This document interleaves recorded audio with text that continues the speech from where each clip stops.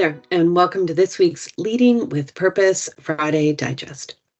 All right, so this is part 2 in our feedback series of 2. And if you didn't catch the first one, make sure to go back and watch the original video and definitely check out the blog. We try to attach great blogs to give you additional resources and content that you can not only ingest yourself, but also hopefully share with your team and others that are important to you. So in today's content, we're really talking about the flip side of feedback. So the first time we talked about what motivates us to give feedback. Now we have to really think about accepting that gift of feedback. And feedback really is a gift. Sometimes we don't want it. Sometimes it might be hard to receive that gift, depending on the state that we're in or how we feel about the person giving us feedback, or, really just having another human adult tell us what they think about what we are doing or who we are or how we're showing up can be really, really hard.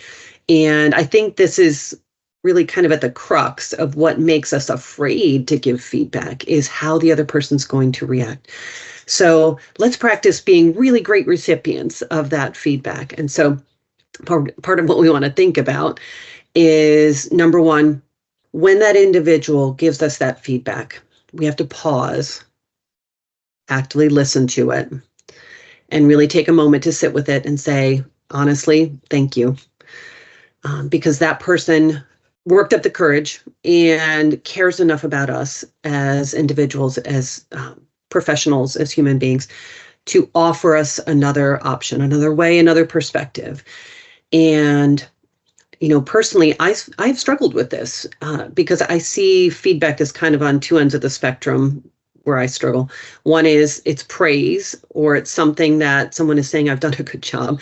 And I often, when I received that positive feedback, kind of went into this mental need to, no big deal, that's fine.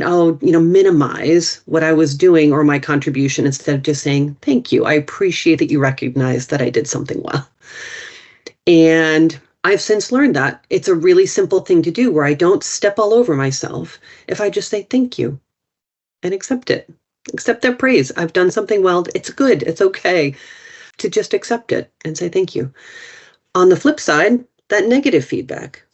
Maybe I made a mistake. Maybe I wasn't doing something well. Maybe I didn't meet expectations. That's hard news to hear when we really are trying to do our best. But sometimes we just don't rise to the occasion. And so that feedback lets us know that we need to course correct. And that's important for us to hear, even if it's hard in the moment. And so again, personally, I've struggled on that side because I'm an overthinker. And so usually I will play that feedback message back 14 times in my head, and the potential to be hyper self-critical, or to kind of go down this spiral of self-doubt, or, whatever negative thinking my brain might tend towards. I need to be ready to reframe and pause and say, that was not the intent of the feedback, was to make me feel less than, or that I wasn't a good person, or whatever message it is that you're telling yourself, that we tell ourselves. That's not what the intention was. It was to help us be better. And so to pause and reframe and say, how can I use this information?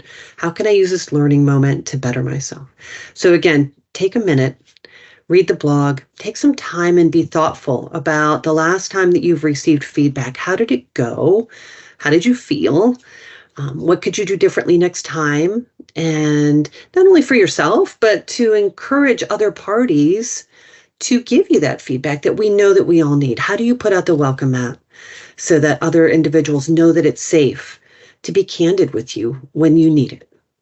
All right. So as always, at Dame Leadership, we are here to build better and more purposeful leaders. Stay in touch if we can help you talk more about how to give great feedback and receive it. Take care.